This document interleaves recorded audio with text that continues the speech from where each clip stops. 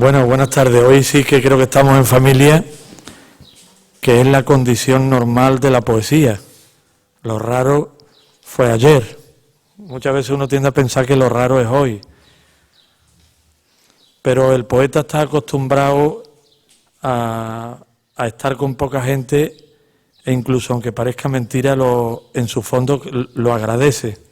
La poesía no es un arte de masas, ni lo será nunca, y cuando lo sea seguramente deje de ser arte.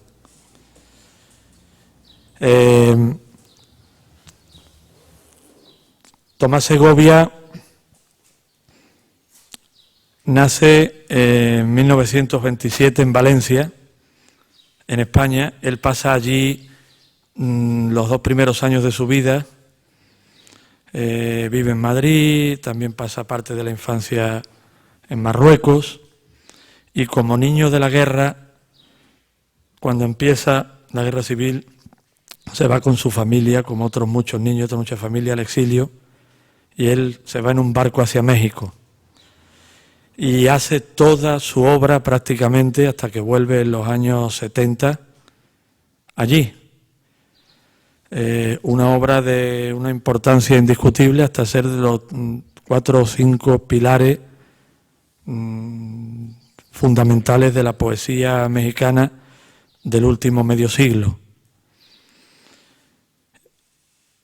Ha escrito muchos libros que no voy yo a nombrar. La tiene reunida la poesía completa en el Fondo de Cultura Económica, y en España hay una antología muy amplia que publicó el Círculo de Lectores que se llama En los ojos del día. Pero Tomás Segovia también es un traductor extraordinario, de una carrera dilatada y muy variada. A él se debe gran parte de la traducción del pensamiento francés de los últimos 50 años, y ha traducido a Shakespeare, a Gerard de Nerval, a Víctor Hugo, o, por ejemplo, al poeta italiano Ungaretti. Refiero esto de la traducción no solo porque forme parte de su currículum, porque gracias a eso, él, en el Colegio de México, una institución que se creó en aquel país para los exiliados españoles, fundó el Centro de Estudios para la Traducción, que ha formado a varias generaciones de poetas y de intelectuales interesados por la traducción. Tomás Segovia, en este terreno, también como en la poesía, es un maestro de referencia.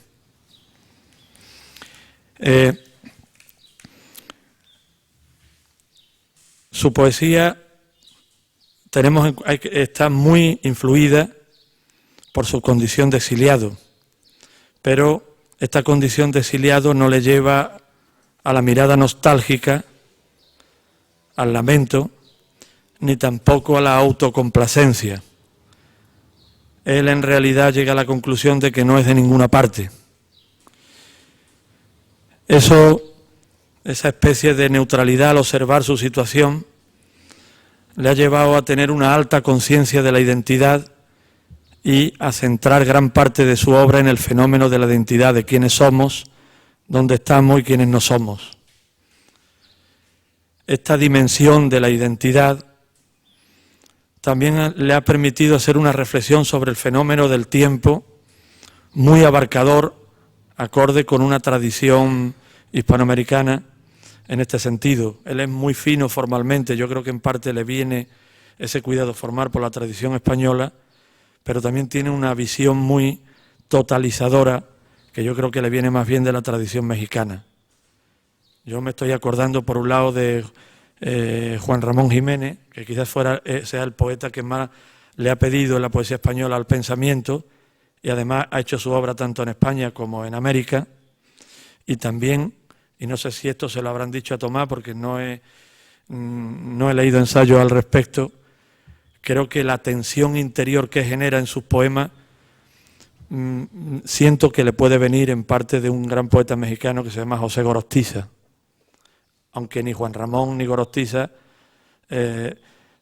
sean poetas que hayan influido de manera negativa en Tomás, todo lo contrario, él tiene su propio mundo y Gorostiza y Juan Ramón lo suyo, ¿no? Esta reflexión sobre el tiempo a pesar de ser muy abarcadora, no llega a ser abstracta. Tomás es un poeta, a mí me interesa mucho porque llega a lo que podría llamar, acogiéndonos a un verso de Jorge Guillén, a un tiempo en profundidad, pero partiendo de la descripción concreta, por ejemplo, de un paisaje. Él, observando, mirando sus entresijos, sus cambios sutilísimos, termina en una reflexión que va mucho más allá de lo que se está viendo y que nos incumbe a todos.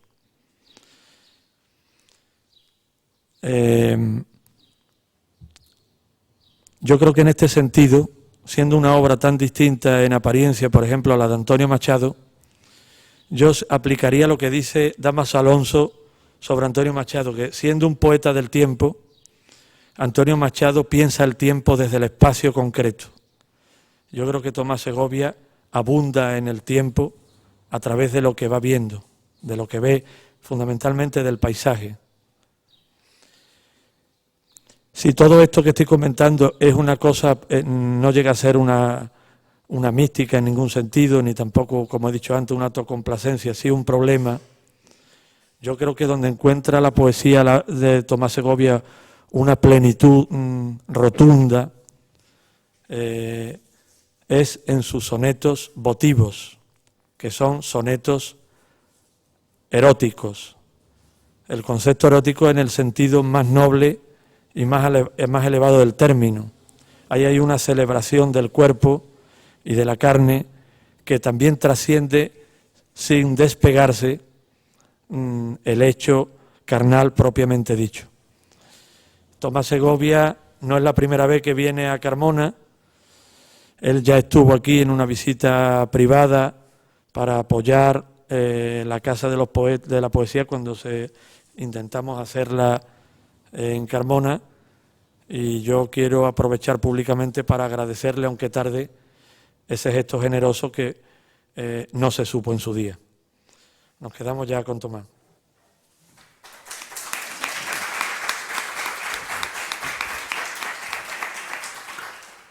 Bueno, gracias por tanto inmerecido elogio. Bueno, vamos a tratar de leer un poco de poesía. He pensado, vamos a ver cuánto puedo leer, porque primero que se me va la voz, como ven, y segundo que calculo muy mal el tiempo, pero bueno. He pensado leer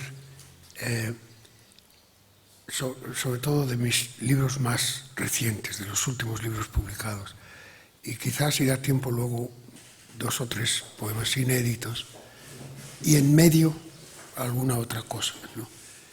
Bueno, voy a empezar con un... ¿Se me oye? Sí. Sí. Casi. Bueno, hago lo posible, pero desde luego se ve que Dios no me destinaba para prócer, no sirvo para líder de masas, ¿no? Tengo una voz, siempre la he tenido, pero ahora peor, ¿no? Y además llevo meses afónico, he tenido varias bronquitis seguidas y me he quedado bastante afónico. Bueno, voy a empezar por algunos poemas del antepenúltimo libro, digamos, que se llama Misma Juventud.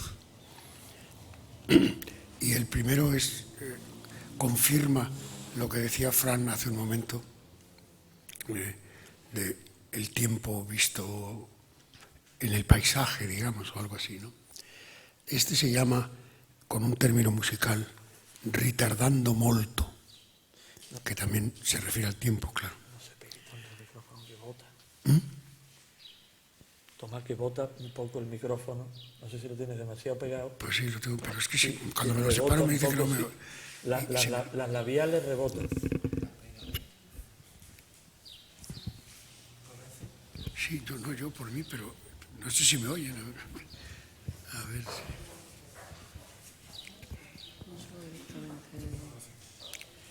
Bueno, ¿me oyen? ¿Sí? Bueno, los de atrás veo que no. Aunque rebote, te acerca. Los de atrás no me oyen, ¿verdad? Sí, se oye. Pues, antes era mejor. Bueno. Veo que los de atrás no me oyen. ¿Sí? ¿Sí me oyen? Ah, bueno.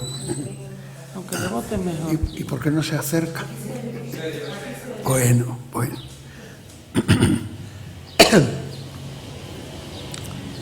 Ritardando molto, qué poco nos amamos ya, mi vida y yo, qué poco debe el tiempo esperar ya de mí, para ya no pararse nunca a mirarme a los ojos, desenvainando su fatal relámpago, para llenarme así, sin descanso y sin vértigo, de tanto don inútil interminablemente, y amontonar ante mi puerta horas que tapan sus abismos, para tenerme en vilo sin apearme nunca de este contentamiento dócil mío y sin soñar jamás con seducirme. Pero pérfido reposo, no me distraigas, no inventes que soy yo quien se desacelera al correr ya tan cerca de la muerte, pues en su mismo umbral seguiré viendo con la misma certeza del comienzo que apuestas incendiarias abrigan tus rutinas, y el día mismo de mi muerte habré temblado aún tentado de subvertir mi vida inapelablemente.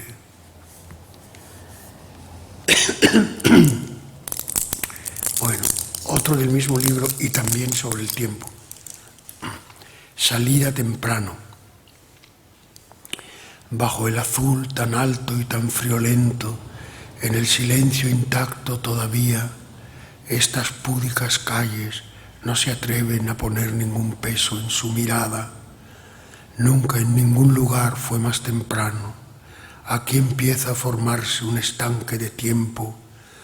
Por su fondo incipiente husmeo un rastro desleído, las ralas hebras frías de una antigua emoción, flotando en la corriente más castamente hundida. Si la vida pudiera, ahora que es todavía una y limpia, del todo abrir los ojos, habría que arrojarse a esas aguas glaciales, borrar de un solo salto toda la tierra firme de mi historia, quitar los pies de esta afanosa ruta que termina en la orilla de un despertar sin peso, ahogar todo el tesoro de mi vida en el diáfano abismo donde solo palpita el inmortal deseo de vivirla.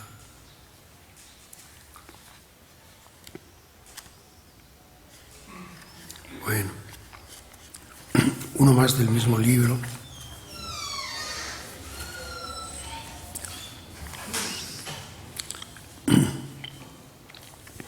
Que es una conversación con un pino que habla en un lenguaje raro pero comprensible. Se llama Yo sé quién. Acabo de estar horas o edades o minutos tratando de entender quién era un pino ante el cual me senté sabiendo con certeza que me había esperado allí toda la vida. Me ayudaron también algunos pájaros que se incendiaban de coral traslúcido cruzando el oro entre sus ramas. Lo supimos al fin, pero tan solo yo y tan él solamente, que no podría quedar dicho aquí sin él en esta página. Buscadlo pues, sigue esperando. Bueno, ahora obedientemente voy a leer sonetos eróticos porque me lo ha pedido u ordenado Fran. Pero claro, no son sonetos dedicados a él, sino dedicados a algunas buenas amigas mías. Bueno, están incluidos en varios libros, de vez en cuando, ahora ya no, claro, o creo que no, hace mucho que no publico sonetos eróticos, pero en varios libros incluía series de sonetos eróticos. Por ejemplo, este. Los recuerdo turgentes y temblones, tus grandes, densos pechos juveniles, tímidos y procaces, pastoriles, frescos como aromáticos melones. Eran el más solemne de tus dones. No, gané yo. No, ganó él. Bueno. Eran el más solemne de tus dones cuando al fin liberabas sus perfiles en cuartos cursis de moteles viles, deliciosa de susto y decisiones. Juguetona y nerviosa los mecías, retozando desnuda. Espérate, Tomás, ¿por qué no? Un momentito, ahora empieza el soneto, porque esto no... El pito no merece que no escuchemos nosotros el soneto. ¿Era con juego de palabras o sin juego de palabras? Puede ser. Faltaba el pito ahí en el soneto. Bueno, parece que ya lo han... Sí. Lo han castrado.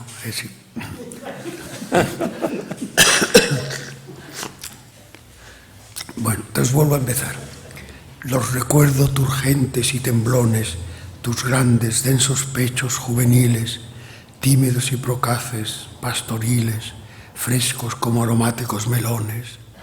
Eran el más solemne de tus dones, cuando al fin liberabas sus perfiles en cuartos cursis de moteles viles, deliciosa de susto y decisiones.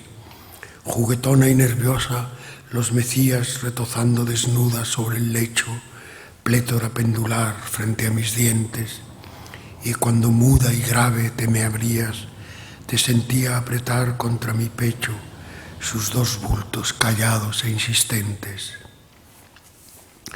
Bueno, este es de los más suavecitos, pero hay algunos más fuertes.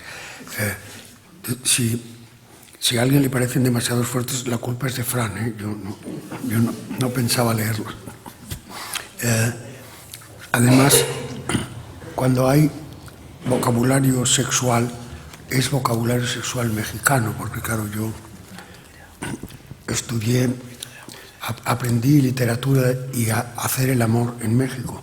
Entonces, aprendí a hacer el amor en mexicano. Mi vocabulario sexual es mexicano. Pero yo creo que se entiende.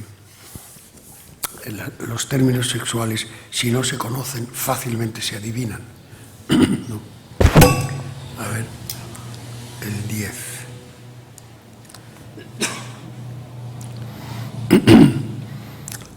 Bueno, este fue uno de los primeros en que me atreví a ser muy atrevido, porque usar palabras directas, pues en poesía moderna, bueno, se puede todo, ¿no? Pero cuando ya las pone uno en la rima, ya la cosa es un poco más inquietante, ¿no? Cuando las palabras fuertes están en la rima. Tu carne olía ricamente a otoño, a húmedas hojas muertas, a resinas, a cítricos aceites y a glicinas y a la etérea fragancia del madroño. Hábil como una boca era tu coño.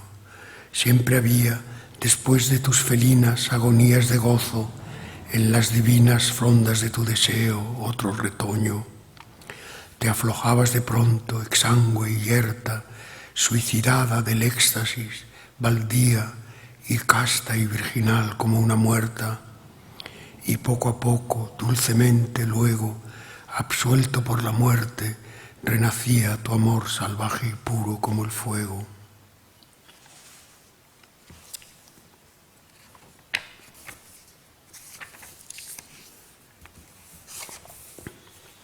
Bueno, otro, un poco más erótico. No voy a ir aumentando el tono todo el tiempo, hay altibajos. Entre los tibios muslos te palpita un negro corazón febril y hendido, de remoto y sonámbulo latido que entre oscuras raíces se suscita, un corazón velludo que me invita más que el otro cordial y estremecido a entrar como en mi casa o en mi nido hasta tocar el grito que te habita. Cuando yaces desnuda toda, cuando te abres de piernas ávida y temblando y hasta tu fondo frente a mí te yendes, un corazón puedes abrir, y si entro con la lengua en la entraña que me tiendes, puedo besar tu corazón por dentro.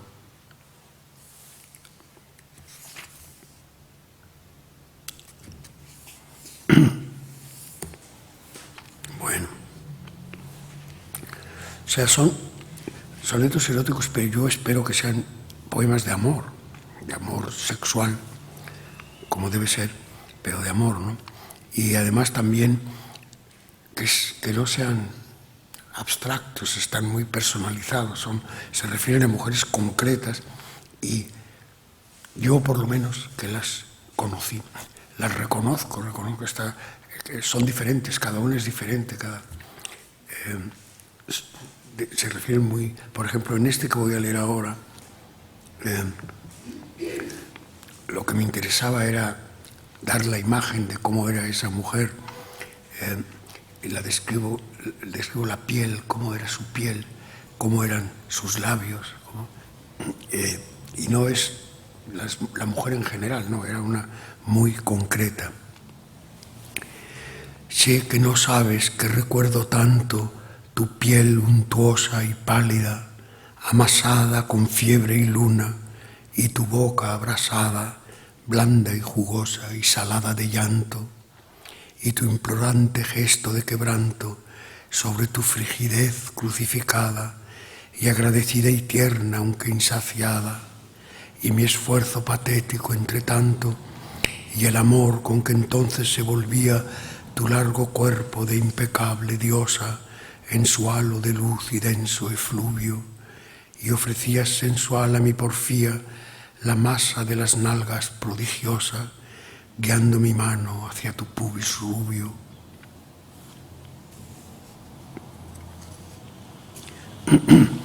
Bueno, el que sigue es un poco más juguetón. Además es un soneto a la inglesa, o sea que está hecho de 3 cuartetas y un dístico. Así son los sonetos de Shakespeare, por ejemplo, ¿no? Y además cambian de rima. Y claro, aquí parte de la gracia está en las rimas, ¿no? Se trataba, por ejemplo, de rimar con Robinson Crusoe, ¿no? Entonces, claro, ya que está planteado el juego de rimar con Robinson Crusoe, la otra rima, una rima es en oe y la otra rima es en eo, ¿no? Es un juego, ¿no? Rimar en oe y eo. Todo hombre sin mujer es un Crusoe, náufrago de tu ausencia, me rodeo del simulacro gris de un ajetreo cuya nostalgia sin piedad me roe, y al correr de los días o los años voy odiando mi Edén entre las olas y mi siembra de amor erguida a solas y mi semen tragado por los caños. No la caza triunfal, ni el fruto en ciernes, no el perro, ni el paraguas, ni la mona, no el papagayo o el hogar o un viernes, solo un sueño imposible me obsesiona, por entre escollos y corales y algas, nadar hasta la costa de tus nalgas. Es un juego con el mito de Robinson Crusoe, el perro, la mona, el paraguas, todos los elementos. Bueno, ahora voy a leer sonetos de otro libro.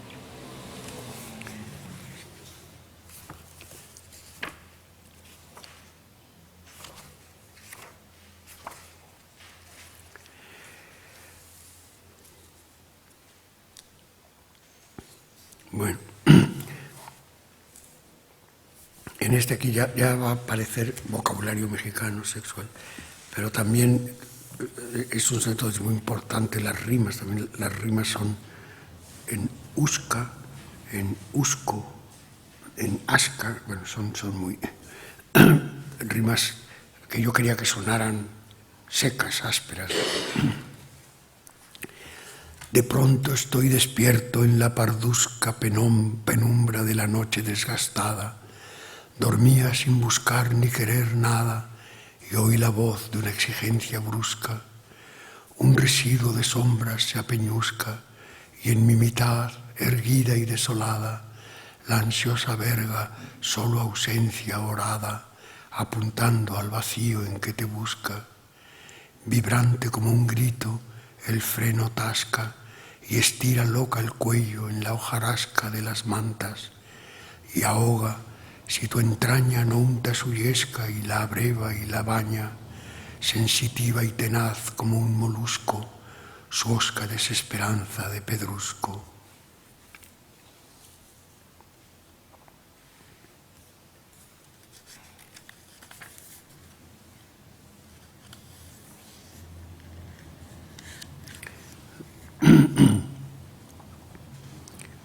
Bueno, me parece que hay muchos tabús que se han roto en esta época, pero algunos todavía siguen siendo difíciles de romper, ¿no? Por ejemplo, yo tengo algún poema sobre la menstruación. Ahora en Córdoba escuchamos poemas donde se hablaba de la menstruación, pero eran de una lesbiana. Que a mí me sorprendió mucho que una lesbiana hable de la menstruación, pero sí hablaba de la menstruación. Y este también es, creo, un tema muy poco abordado. Es sobre el olor del sexo femenino. Pero es un poema de amor. Abrazarte al salir junto a la puerta, en camisón, descalza, despeinada, blanda y mimosa de haber sido amada, tibia de sábanas y mal despierta, y respirar en tu pechera abierta la leve y tenebrosa bocanada que sube de tu sexo caldeada, oliendo a pozo y algas y agua muerta, oliendo a hongos metálicos, a fosa, a sombra macerada, a exangüe y yodo, a fiebre en pena, a fósiles humores, a exhaustos émbolos y a cal mucosa, y añorar todo el día de este modo una perversa Ítaca de olores.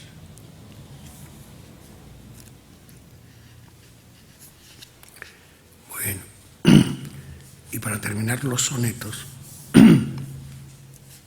uno que más propio de mi edad, está escrito hace bastante tiempo, pero cuando ya sentía yo que había que empezar a pensar en la edad. Y además, bueno, estaba yo viviendo muy solo en París en esa época, en una guardilla en París, ¿no? Estas tardes ya frescas en que nada las motos pasan rápidas. Bueno, estas tardes ya frescas en que nada la fiebre en la luz perla y que conmueve el amor de la brisa niña y leve y de su intrusa naricilla helada, y en que rumiamos toda la jornada el suave abrazo que el hogar nos debe. Sé que en mi casa, en cambio, no se mueve ninguna brasa fúlgida y sahumada. Falta entre mis anémicas paredes el rescoldo que oculto en la oscalana de un pubis de mujer, irradia y mana, fuente y pan de mis hambres y mis sedes. Le falta al frondor rojo de mi otoño la pavesa recóndita de un coño. Bueno, para descansar de eso, si todavía da tiempo,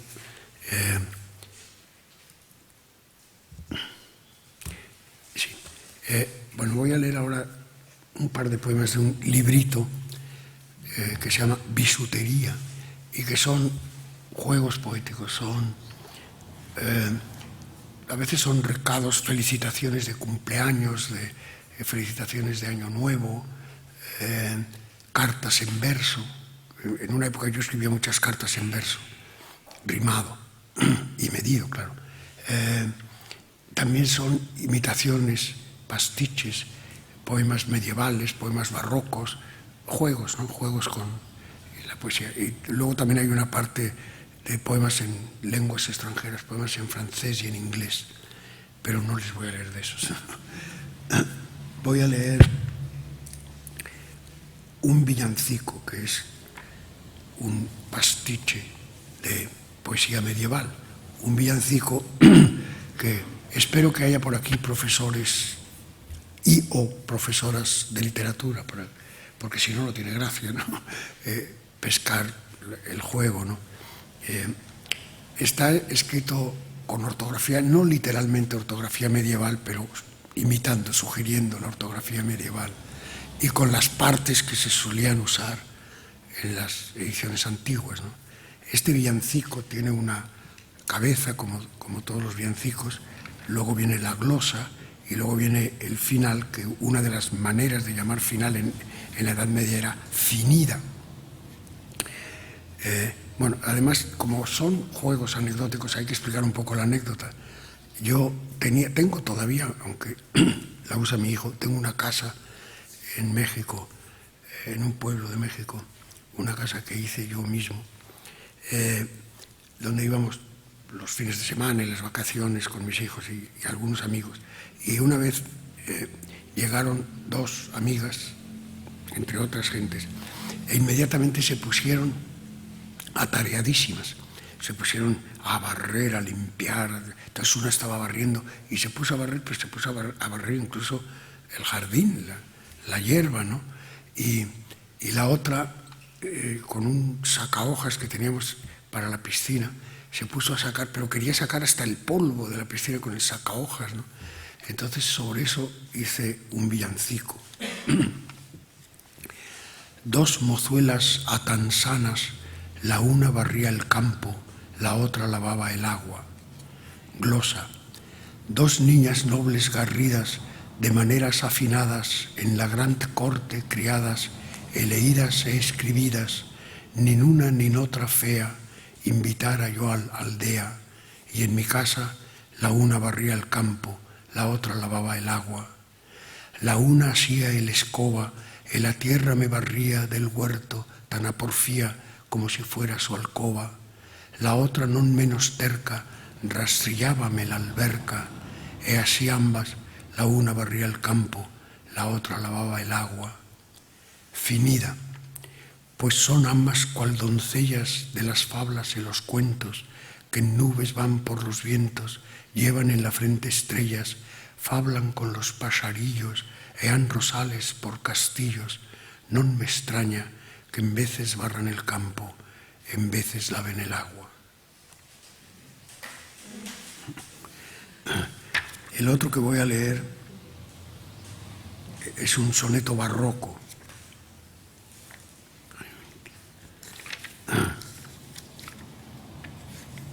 Bueno, está escrito también imitando la ortografía de la época, lleno de tildes por todas partes y de cosas, y con títulos rimbombantes, ¿no? Como debía ser. La anécdota de esto era una amiga,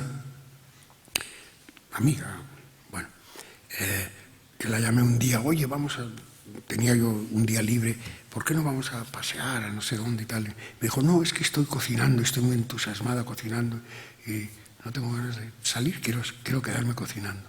Bueno, entonces, frustrado por ese fracaso, usé el tiempo libre que me quedaba en hacer un soneto que se llama Panegíricos. Bueno, hay que decir además que esta señora se llamaba Yolanda, pero la llamaban Yoli. Panegírico soneto a una brujeril dama, porque aún su telefónico convite excusóse diciendo que en su hogar guisaba, y es con eco. Tu voz préstame alada, oh musa, y dime, útiles sirinas no, con que refiera tan espantable hazaña cocinera, palabras que de un dios el soplo anime, cual si la tuya no, lengua sublime, pintará el esplendor de la hechicera, que sazonantes bálsamos macera, o sol amargo de un limón exprime. ¿Qué nombre dar a la hada o diablesa, cuyo alambique mágico dimana la pasta asciuta plácida italiana, mole atávico? El mole es una salsa mexicana, la salsa mexicana por excelencia. Mole atávico o blonda mayonesa, o ibérico el vulgar y ardiente alioli. Y en el eco la musa dice, Yoli. El eco, ¿no? Bueno. Veo que si todo el mundo sigue muy serio, no vale la pena hacer bromas porque veo que no se divierte nadie con las bromas. Bueno.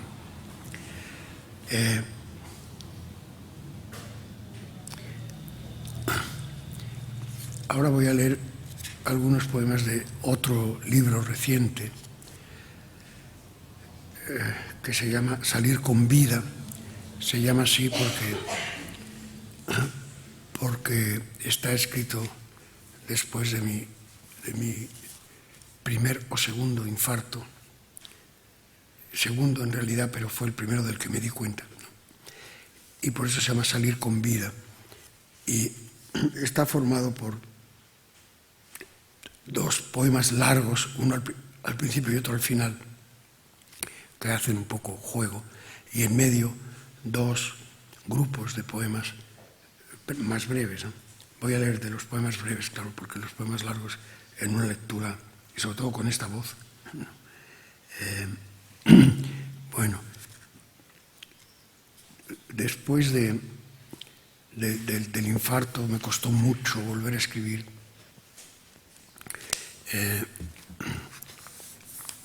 Lo mismo me pasó también después del siguiente infarto, pero bueno, de este, y sobre todo lo primero que escribí pues era bastante dramático, ese poema largo que se llama Sobreviviéndome.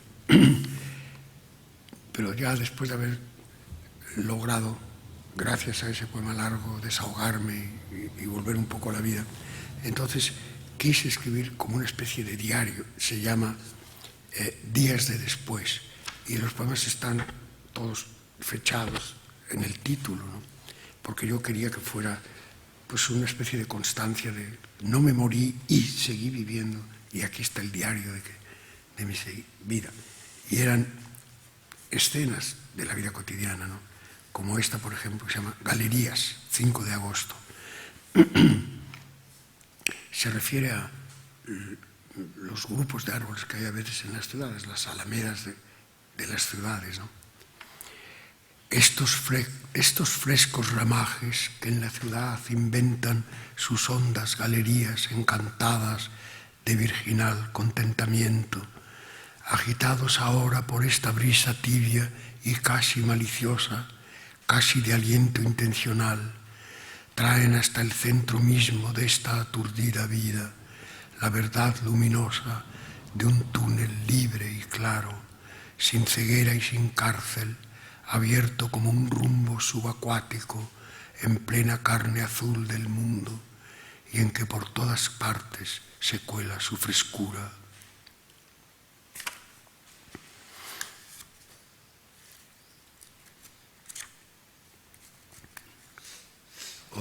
Otro día diferente. Un día de mucho frío, contra el casto horizonte, 27 de febrero. El frío viento de sabor extinto nos desordena terco los cabellos, duele en la frente, nos entume los dedos, nos tiene sin descanso en pie de lucha. Y todo para hacer brotar contra el casto horizonte un glacial centelleo de pasmosa belleza, sostenido en el vidrio más frágil de la vida. Lo ves, pereza, no era contra nosotros esa inspirada mortificación.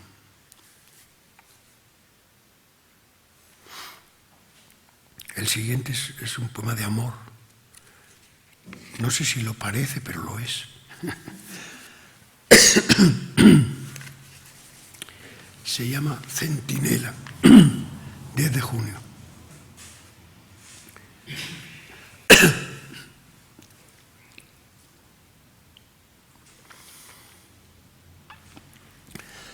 ¿De dónde viene esta bondad del tiempo que esponja su plumaje tenue como para flotar y pierde peso como quien pierde sombra y osquedades y se demora abandonado?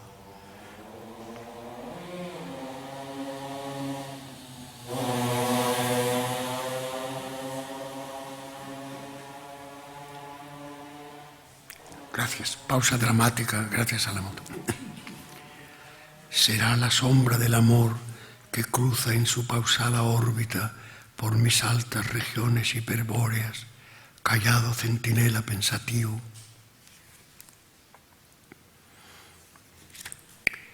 Bueno, ahora otro poema de invierno.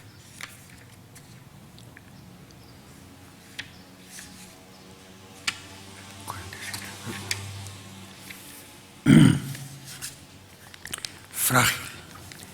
9 de noviembre. Bueno, es otoño, pero era un día invernal, aunque era otoño. Bajo este raudo azul de otoño, el viento es un torrente de frialdad diáfana que corre a alejar más la marea de luz en el liso horizonte. En la mañana casi inhabitada, todas las lejanías nos llaman como nunca.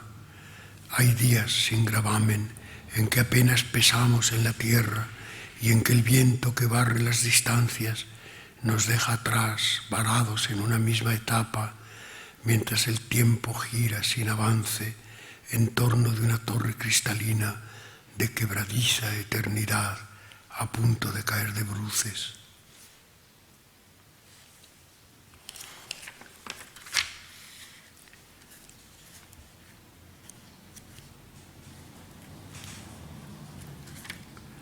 Telón oscuro, 9 de febrero. De esas noches muy oscuras que hay a veces. Esto está escrito en Madrid, donde normalmente no es tan oscuro el cielo, pero ese día estaba el cielo muy oscuro. Ociosa y sola, la ciudad se abstrae de espaldas al trasfondo tremendo y sin mirarlo, desentendida del país contiguo de la noche y su negrura extrañamente viva, contra la cual recorta su frágil bambalina en su luz de miope ensimismada. Pero no es esta nuestra cobardía, no es que hayamos huido, es que en noches así, despreocupadas, nos está permitido entretenernos, barajando entre nos nuestros breves papeles en un provisional tablado sostenido en su luz de corto alcance, sabiendo bien que siempre hay algo a nuestra espalda a cargo del abismo que omitimos.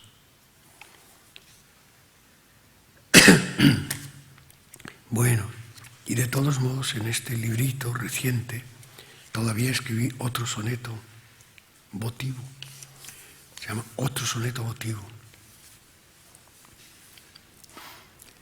También un hombre guarda agazapada una indesenterrable nuez de vida, donde sigue durmiendo sumergida esa infancia que aún no sabe nada, cuando una tierna mano delicada, piadosa, ultramaterna, va rendida a acariciar su escroto, desanida un aletazo de ala deslumbrada. Duele la claridad que así le ciega, y su dicha en caída libre llega allí donde aquel ser cegato y mudo nunca pudo saberlo, madriguera de un cielo que su madre nunca pudo darle, sino soñar que alguien le diera. Bueno, ahora voy a leer del siguiente libro, el último libro publicado, que se llama Día tras Día. Las 9 ya, bueno, pero empezamos a las 8 y bastante, ¿no? Voy a ver unos pocos poemas de ese libro y luego sí, quizá 2 o 3 poemas inéditos.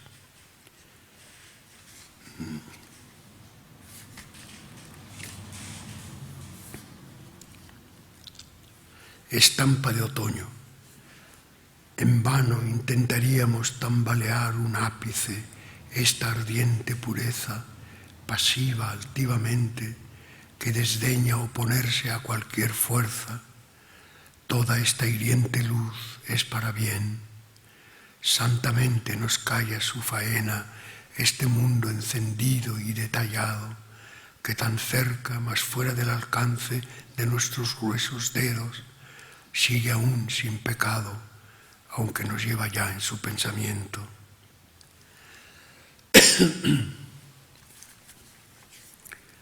Lucero. La noche alza su frío irreprochable, sin flaqueza y sin grieta, íntimo y desolado como un deber altivo, con nostalgia tal vez del tiempo del origen, unánime desierto terminal, donde aún no pululaban las miradas, pero nos pone así en su centro mismo, el regio brillo gélido, remotísimamente autoritario, del gran lucero solo de las noches sin nadie, para que comprendamos, abrumados en nuestra poquedad friolenta, cuán vivo puede estar un hielo vivo.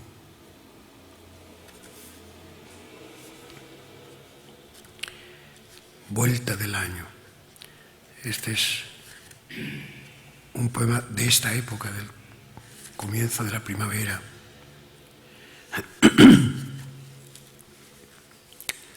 Aún no se enciende el pico de los mirlos, pero en estas mañanas apretadas ya se va insinuando qué morbideces sueña en su virginidad la luz, y llegará otra vez el despertar de alborotadas plumas y las risas sin brújula y la mendicidad cegata de la carne, y una vez más el año nos dejará embarcar en su fuerte viaje, una vez más aplazará el juzgarnos.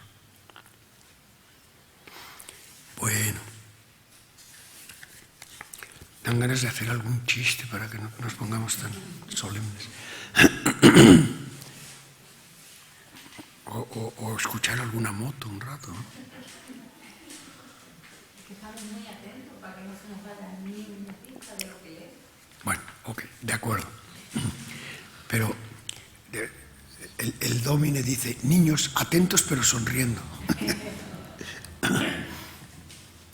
Bueno, este poema que se llama Como todos está escrito después de mi tercer infarto y también es un poco el esfuerzo por salir de la esterilidad en que me dejaron los 2 infartos de los que tuve conciencia, ¿no? Se queda uno muy paralizado, ¿no? Bueno, entonces para salir de esa parálisis el poema que escribí era este, Como todos. Quizá si como todos alguna vez pisé el suelo de la muerte sin quedar en su lazo, fue para que entendiese que siempre hubo una luz que me mantuvo a flote y fluyendo por mí me lavó siempre del sinsentido atroz de su tiniebla, y que llevado en esa ola henchida hasta el fin seré un hombre, hasta el fin habrá habido quien no quería que muriese yo. Que creo que en eso consiste ser un hombre, que alguien en el mundo no quiere que uno se muera. Bueno, un día gris.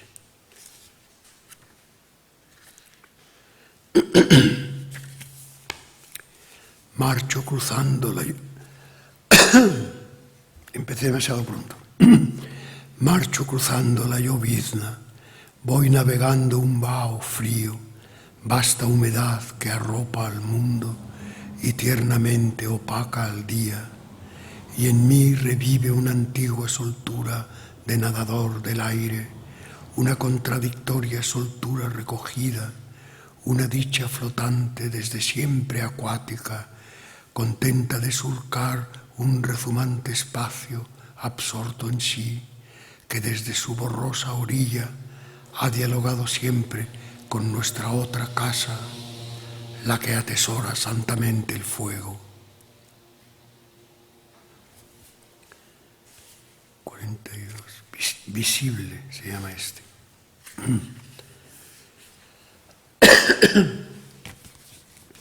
Este está escrito en mis paseos matutinos. Como buen cardíaco tengo que caminar todos los días 1 hora o más. Y suelo caminar muy temprano por la mañana porque yo soy mañanero. Cosa muy rara en los poetas, casi todos los poetas son nocturnos y aficionados a las tabernas, ¿no? Y yo no, yo soy muy mañanero. Entonces, esto es una impresión del nacimiento del día en un parque, concretamente en un parque, en el Parque del Oeste, visible. Más que nacer, el día brota, callado borbotón de lo visible, inundación en cuyas aguas la presencia despliega sus grávidos ramajes, alumbramiento del color y del volumen. Mis ojos que lo ven nunca estuvieron hechos de otra cosa que de esta tierna pulpa, esta carne de luz, el bulto vivo del espacio en que se mueven.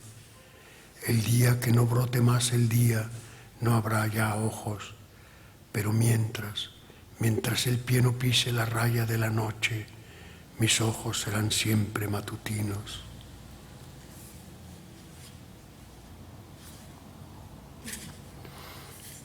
Y de este libro, el último, que es un poema de fin de año, de invierno, Exsangue.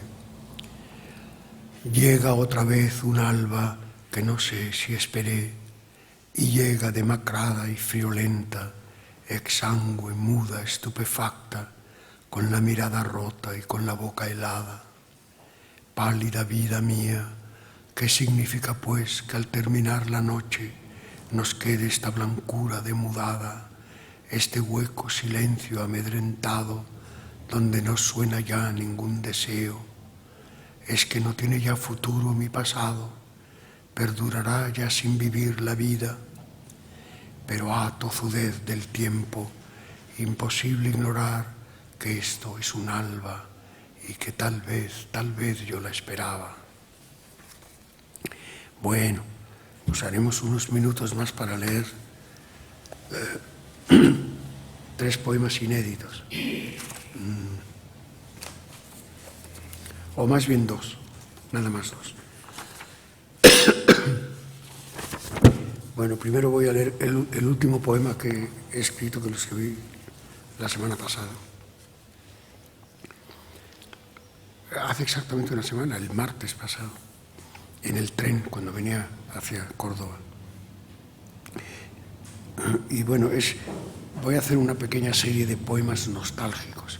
Es propio de mi edad, acordarse de la juventud, de la adolescencia y de otros males. Bueno, tantas y tantas veces en estos mal contados años míos me topaba de bruces sin aviso con la onda invasora del gran acorde ingrávido de una hora llegada a su verdad que sin apelación me hacía suyo, y sometido así, trémulo y tartamudo, estrangulado de amor y gratitud, yo hablaba, nervioso de existir, con ese cosquilloso regocijo que me dejaba fuera de su abrazo gravísimo.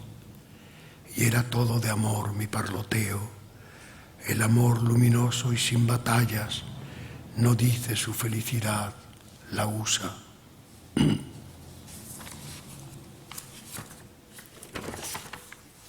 Y para terminar,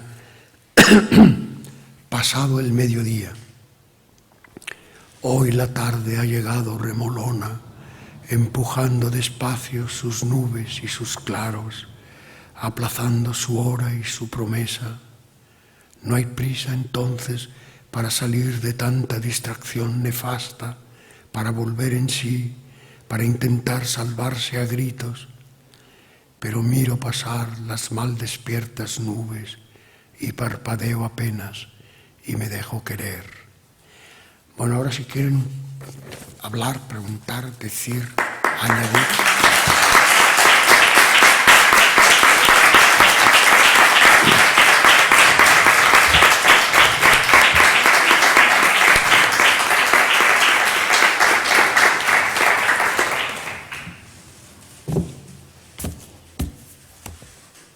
A lo mejor Fran por lo menos quiere añadir algo, ¿no?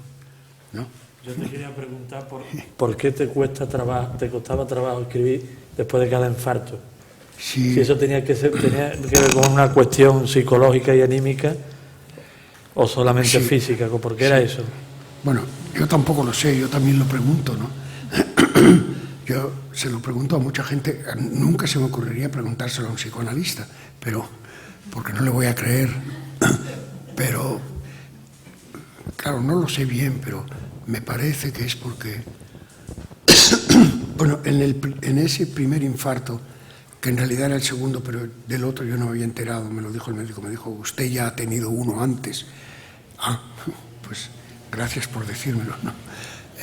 Pero sí recordé ese infarto que había tenido, pero que yo no me di cuenta que era un infarto, ¿no? Pero en ese segundo,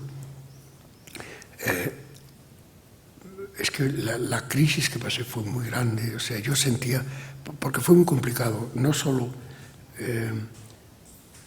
que yo me resistí, no me creía que era un infarto, vino una ambulancia y yo dije, yo no bajo en camilla, yo bajo a pie, y bajé la escalera a pie, y cuando me mandaron a la sala de espera, había 2 salas de espera, una de fumadores y otra de no fumadores, y yo le dije a mi mujer, vamos a la de fumadores, yo voy a fumar.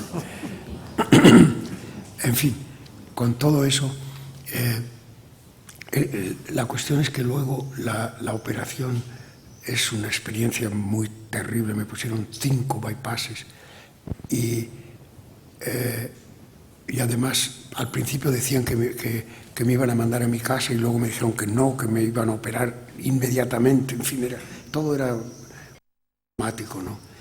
Y para colmo, cuando salí de allí, como yo vivía en un 4º piso sin ascensor, un amigo me prestó su casa, que tenía ascensor.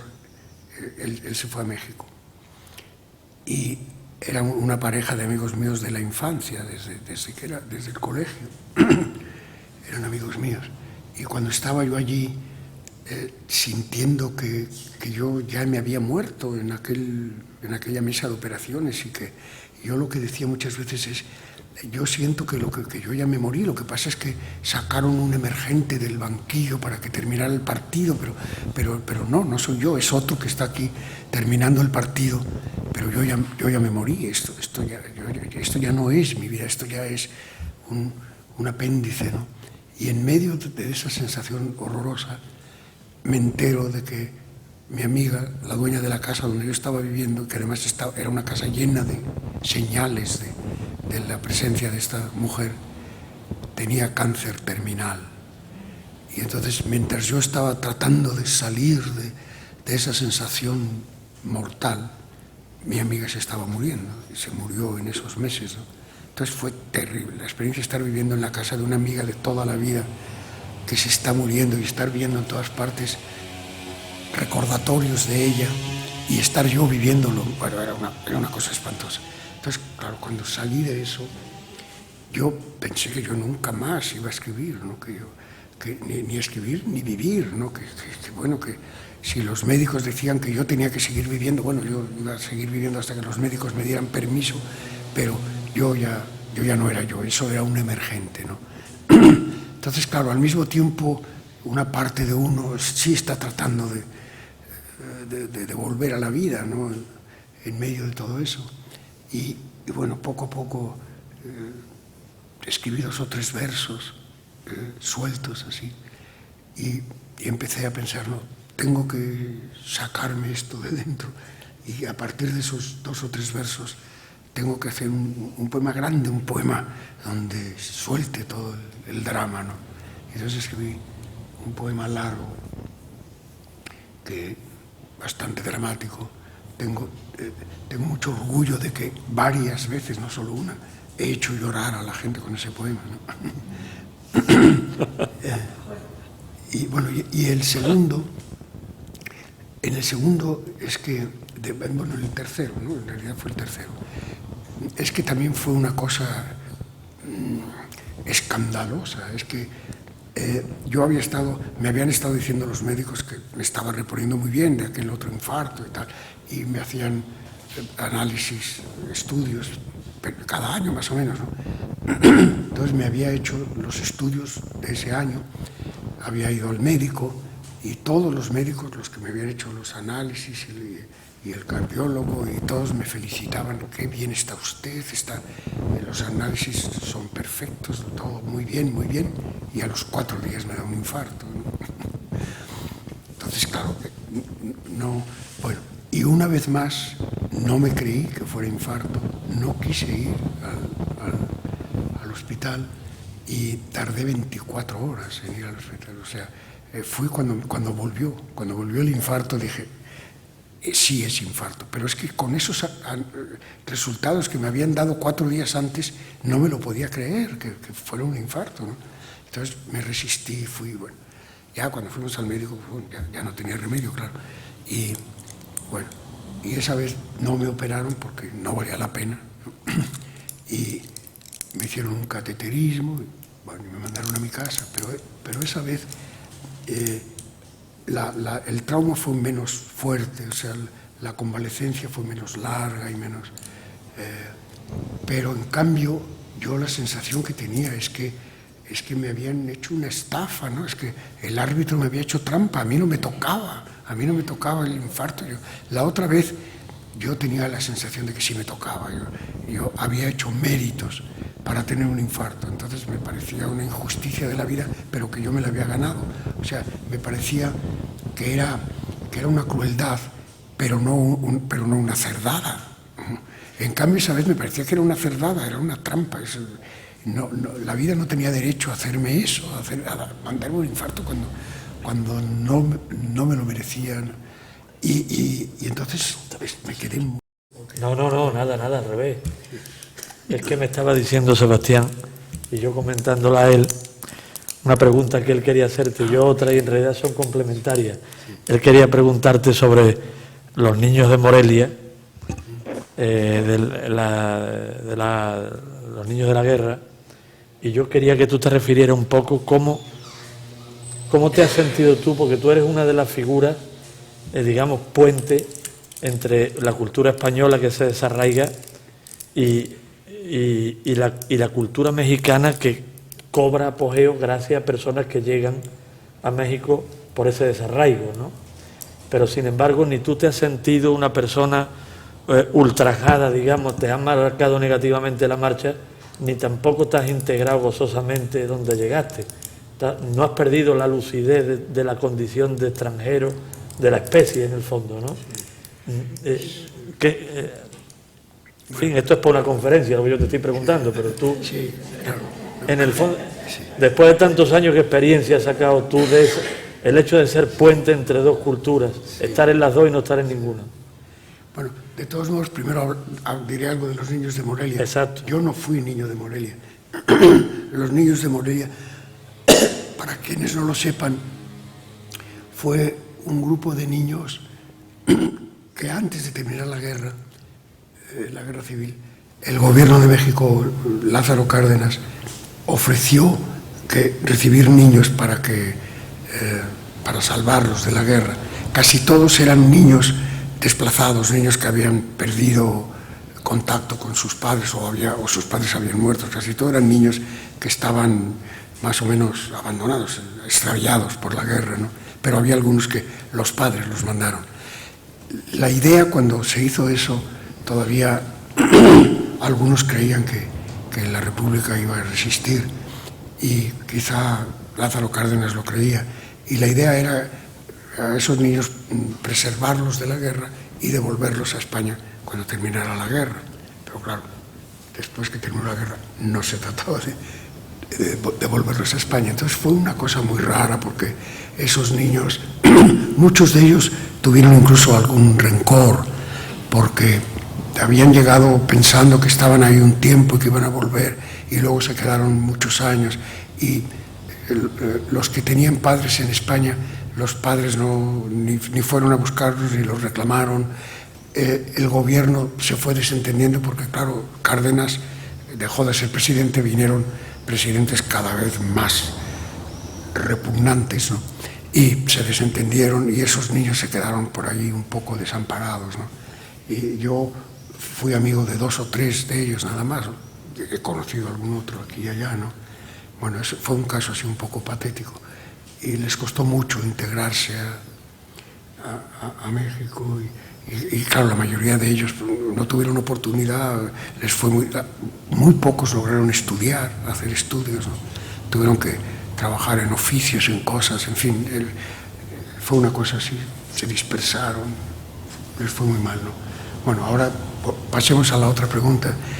Sí, yo no creo que todo en mi vida es anómalo desde el principio. Para empezar, eso de que dicen que yo nací en Valencia, pues eso me han dicho, pero a mí no me consta, yo no estaba allí. O bueno, dicen que sí estaba, pero no me acuerdo. Pero nada que ver, ¿no? Nací en Valencia, me crié en... por cierto, te rectifico un detalle, Fran. Yo no estuve en Marruecos antes de la guerra, sino después de la guerra. Ah. Sí, era parte de... O sea, el exilio de mi familia empezó en Francia, donde mi tío estuvo en el campo de concentración, mientras que mi padre salió por el otro lado, estaba en Tánger. Y nosotros con un tío joven estábamos en Francia, en la Cataluña francesa. Él se escapó del campo de concentración y ahí lo teníamos escondido hasta que ya pudieron legalizarlo, y entonces nos fuimos a reunirnos con mi padre en Casablanca, y luego de allí pasamos a México, vía Nueva York. Bueno, pero yo creo que como todo en mi vida ha sido anómalo, también es anómala mi condición de exiliado, ¿no? Fui tomando conciencia poco a poco de eso. La primera conciencia que yo empecé a tomar de eso es que cuando yo empecé a escribir había otros chicos que escribían como yo, de hijos de exiliados, y escribían poemas nostálgicos sobre España, y yo jugaba en el parque al fútbol y veía, les miraba las piernas a las chicas del parque y todo eso. Y yo lo que quería escribir era sobre las chicas del parque, no quería escribir sobre un país que yo había vivido allí de niño, pero que tenía que ver, ¿no? Entonces yo esos temas a pesar de que me había criado en el mundo del exilio, que era una especie de gueto, muy despacio empezó a integrarse hasta cierto punto en el mundo mexicano. Durante mucho tiempo permaneció muy coherente, muy cohesivo, muy aislado, sobre todo cuando todavía esperábamos volver, claro. Luego ya cuando se vio que no íbamos a volver, que las democracias serían democracias pero eran traidoras, pues la gente empezó a romper esos lazos tan estrechos, ¿no? Bueno, y yo empecé a vivir, claro, mis primeros maestros en los dos sentidos de la palabra, literal y figurado, fueron exiliados españoles, ¿no? Pero poco a poco pues fui haciendo una vida mexicana, ¿no? Teniendo ya incluso una mujer mexicana. La primera no era mexicana, era refugiada también, pero la segunda ya era mexicana, hijos mexicanos. Entonces, bueno, yo ya empecé a hacer un poco una vida así. Y lo del exilio a mí me parecía que, claro, era mi condición, me marcaba, pero me marcaba como, por ejemplo, me había marcado también la orfandad. Si yo salí de Valencia a los 2 años fue porque murió mi padre, ¿no? Y ahora acabo de hablar de que mi padre, es que la gente elegante tiene por lo menos 2 padres, ¿no? Yo tenía 2 padres. Mi padre, digamos, real, poniéndole muchas comillas, del que no me acuerdo, claro, y su hermano, que fue el que me crió, ¿no? Porque mi padre murió cuando yo tenía 2 años, y al que siempre su hermano al que siempre llamé padre, ¿no? Y sus hijos a los que siempre llamé hermanos. Y, o sea, desde el principio me marcó también la orfandad, ¿no? Pero pues yo no voy a ir por ahí con una bandera de huérfano diciendo, por favor, denme cosas, perdónenme cosas y ayúdenme porque soy huérfano, ¿no? Pues del mismo modo nunca quise enarbolar la bandera de que yo era exiliado, porque yo después fui tomando conciencia que yo era un niño. Un niño no puede ser un exiliado, puede ser hijo de exiliados, pero no un exiliado, porque un exiliado es un señor que se ha tenido que ir, pero un niño no se ha ido, le han llevado, no es lo mismo, ¿no? Y para mí el exilio pues fue una aventura infantil. Es cierto que pasé un poco de hambre, de miedo, pues pasé miedo, pasé hambre, un poco, pero no tanto como para... Yo creo que ningún día dejé de comer, comíamos poquito, pero todos los días comíamos. Tuve ropas rotas y cosas de esas, pero pues tampoco pasé, me morí de frío, ¿no? Y a cambio de eso, conocí países, conocí gente interesantísima, me crié en un país libre, estudié, en fin, hice muchísimas cosas, ¿no? Entonces, el lloriqueo sobre el exilio yo no lo he compartido nunca, ¿no? Lo entiendo muy bien en la generación de mis padres, ¿no? Mi padre, concretamente, por ejemplo, le partieron la vida absolutamente, ¿no?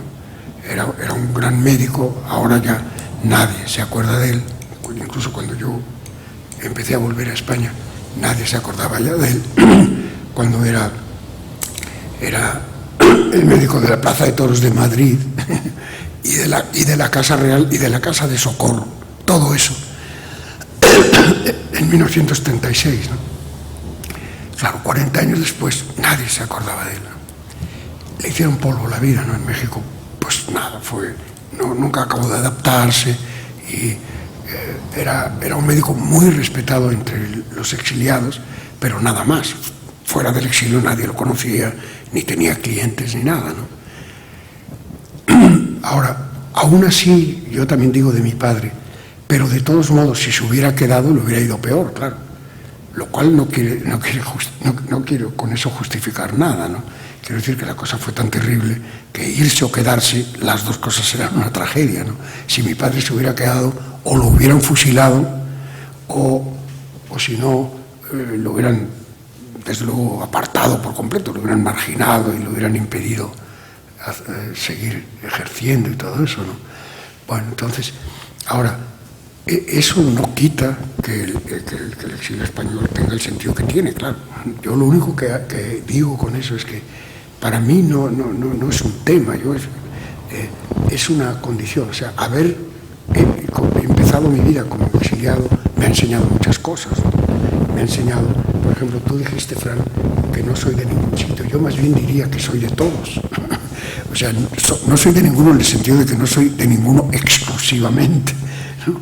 Pero soy de todos. Me enseñó que uno es de todas partes, que todo eso de las raíces y...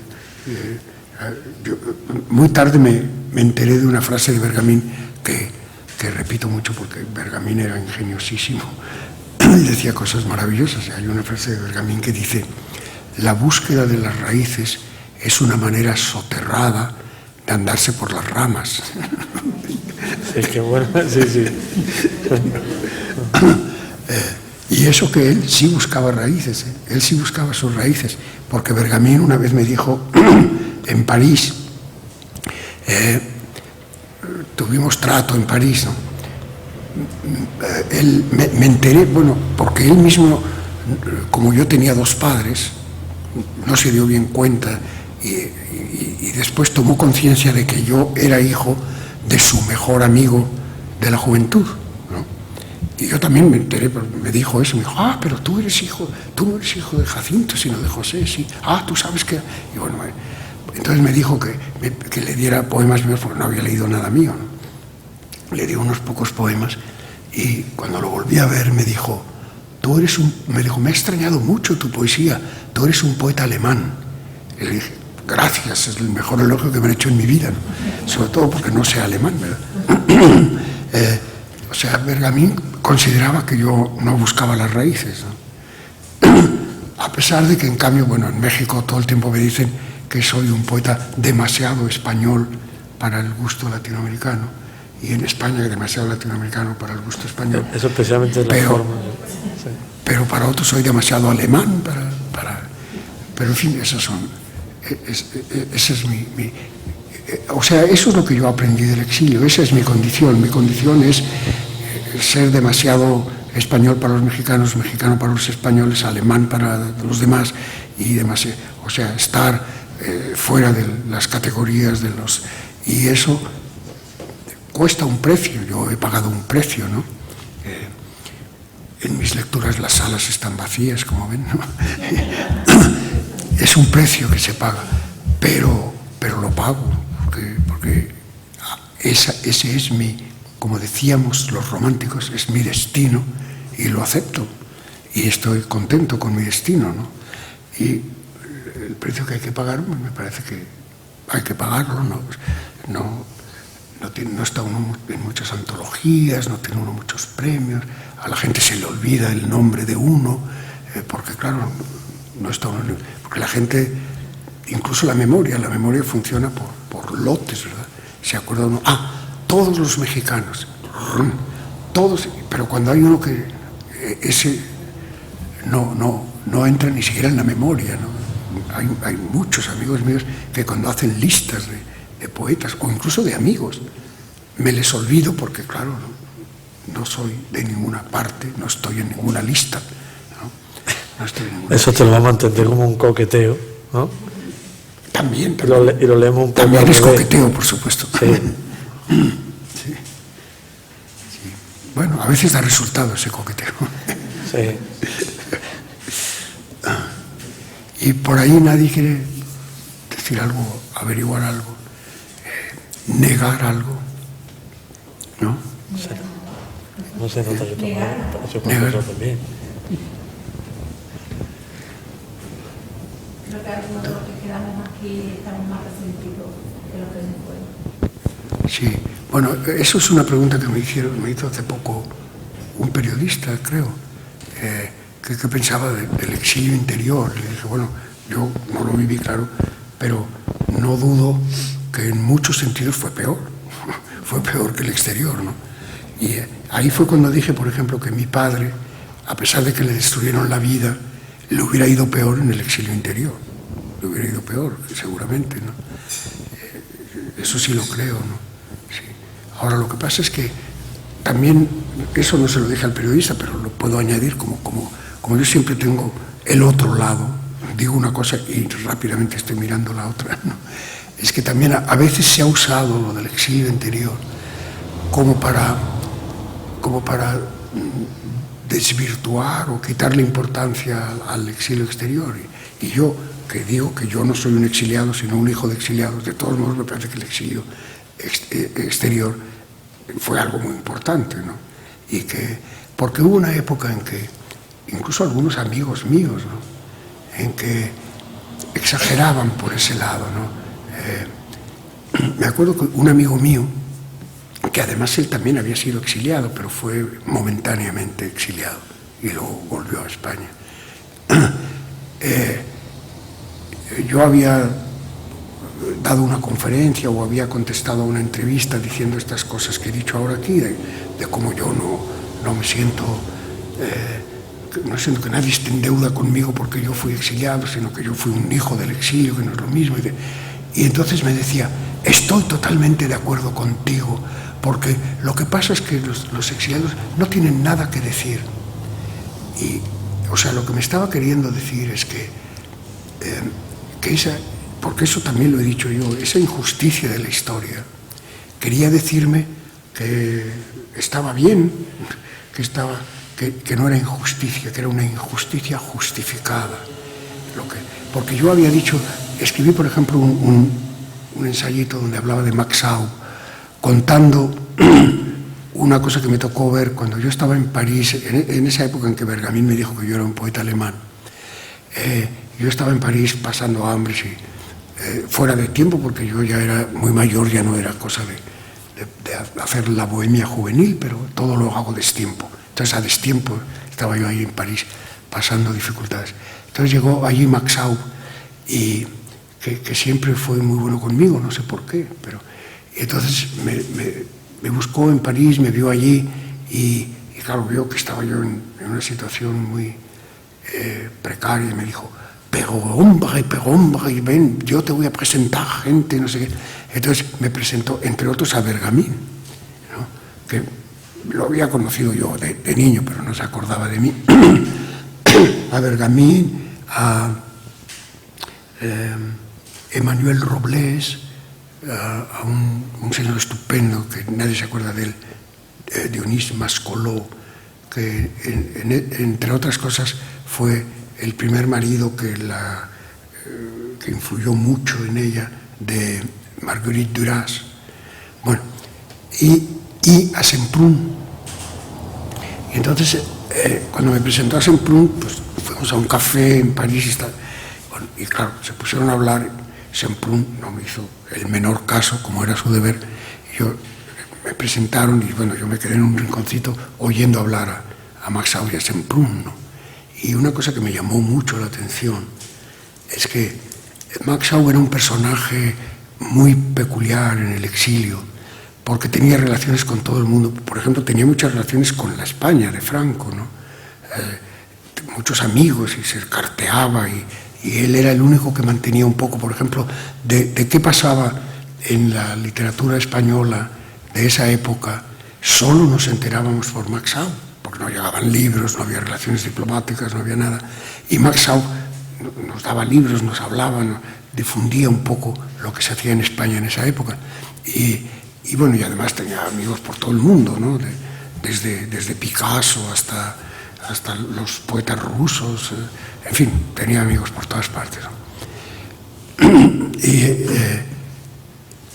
estaba muy al tanto de todo lo que sucedía en el mundo, y se escribía con Malraux, ¿no?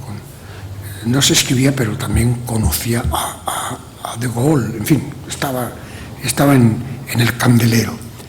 Y sin embargo, cuando yo le oí hablar con Semprún en París, resultaba que Max Aub estaba fuera de la historia y Semprún no, porque Semprún había pasado el exilio de este lado del Atlántico y Max Aub lo había pasado de aquel lado, ¿no? Y lo que había pasado es que nos sacaron de la historia, claro. Nos sacaron de la historia porque como extranjeros no podíamos intervenir, tampoco podíamos tener peso en México, ¿no? Éramos extranjeros que teníamos que callarnos y decir que todo estaba muy bien, ¿no? Yo mucho más tarde empecé a atreverme, pero era un poco una excepción, ¿no? Como ya he dicho, todo lo hacía de una manera anómala.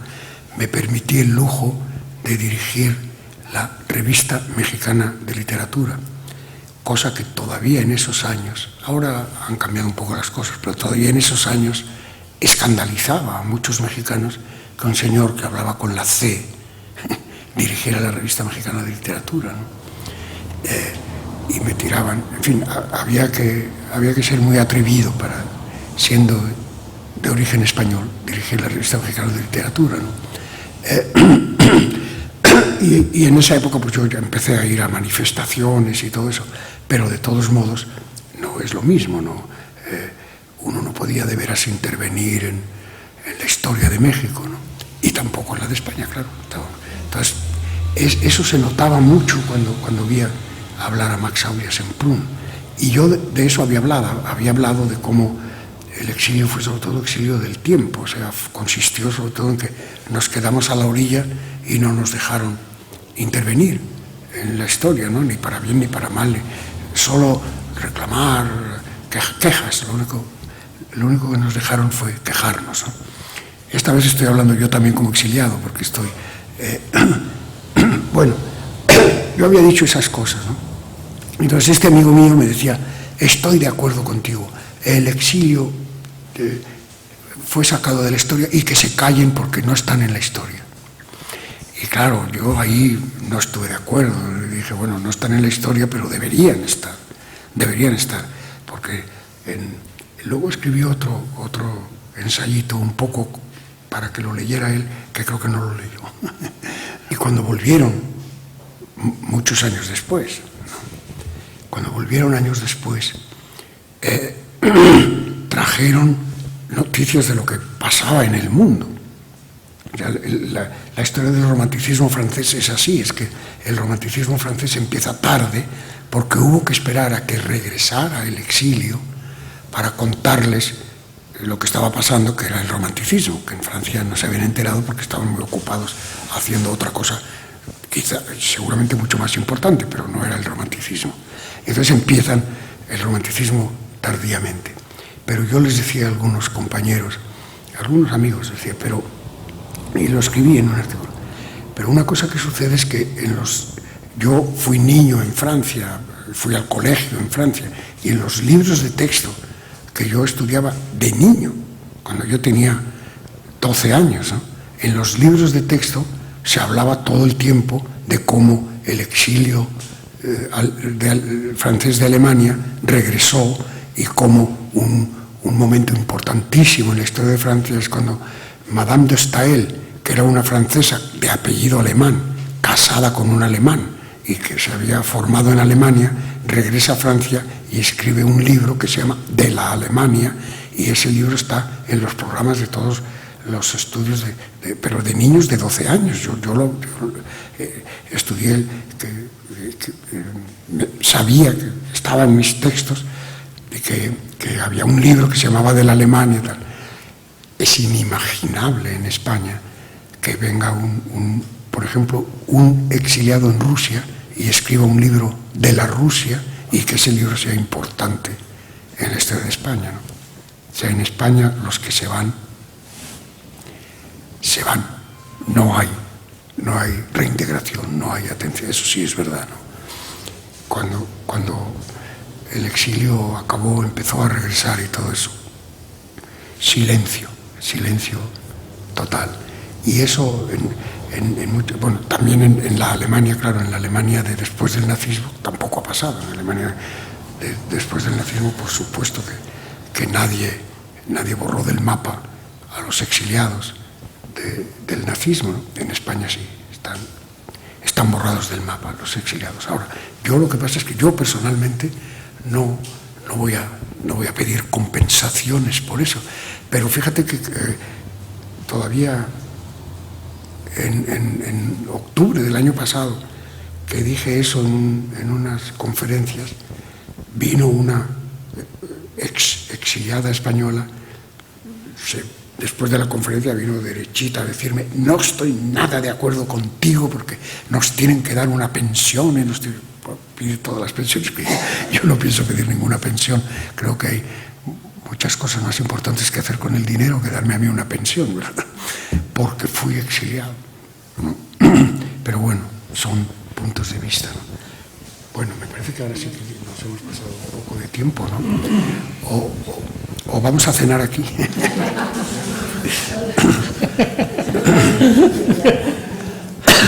Si quieren, ya servimos bocadillos y...